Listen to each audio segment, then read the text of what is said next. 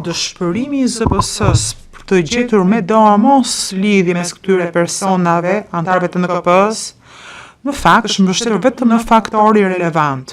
Të kalosh përpara shtëpisë së zotit Geci apo të zotit Brahimaj, pa pasur një provë se çfarë roli apo diskutimi mund të kenë pasur ata, është pikërisht ajo që ne po diskutojmë, që kjo nuk është provë.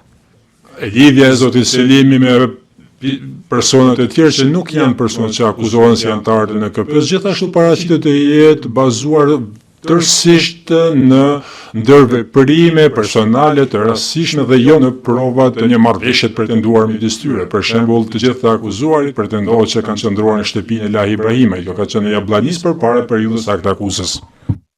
Pretendohet që zoti Selimi të ketë pasur lidhje me Sabit Gecin, sepse me sa duket ka dalë nga shtëpia e Sabit Gecit kur ka shkuar për të dhënë një fjalim për paraqitjen e parë të UÇK-s në nëntor të 97-s.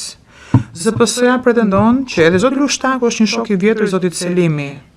E njëjta gjë dhe për Remin, që po ashtu pretendoi se ishte një njeri i afërt i Recep Selimit dhe më falni që ka qenë me zotin Selimi dhe Adem Jasharin para se të ndodhte sulmi tragjik në familjen e Jasharve.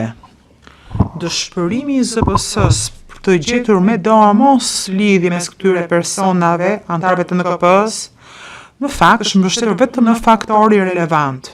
Të kalosh përpara shtëpisë së zotit Geci apo të zotit Brahimaj, pa pasur një provë se çfarë roli apo diskutimi mund të kenë pasur ata, është pikërisht ajo që ne po diskutojmë, që kjo nuk është provë.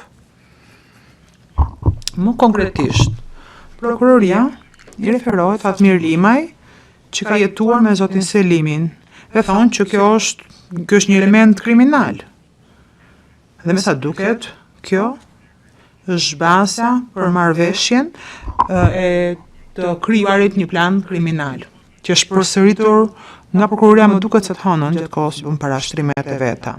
Sigurisht ka shumë akuza kundër zotit Limaj, ose pretendime kundër zotit Limaj në dosjen e prokurorisë, po zoti Limaj nuk është një nga ata akuzuarit këtu, nuk është në gjendje që t'u përgjigjet këtyre pretendimeve. Por është e vështirë, nëse shohim fushë veprimin atyre këtyre pretendimeve, të mos thuash që në fakt zoti Selimi akuzohet thjesht sepse ka njohur zotin Limaj. Akuza që drejtohen për zotin Limaj dhe që janë transferuar për zotin Selimi thjesht sepse zoti Selimi ka pasur njohje personale me zotin Limaj. Kjo është shumë e papërshtatshme.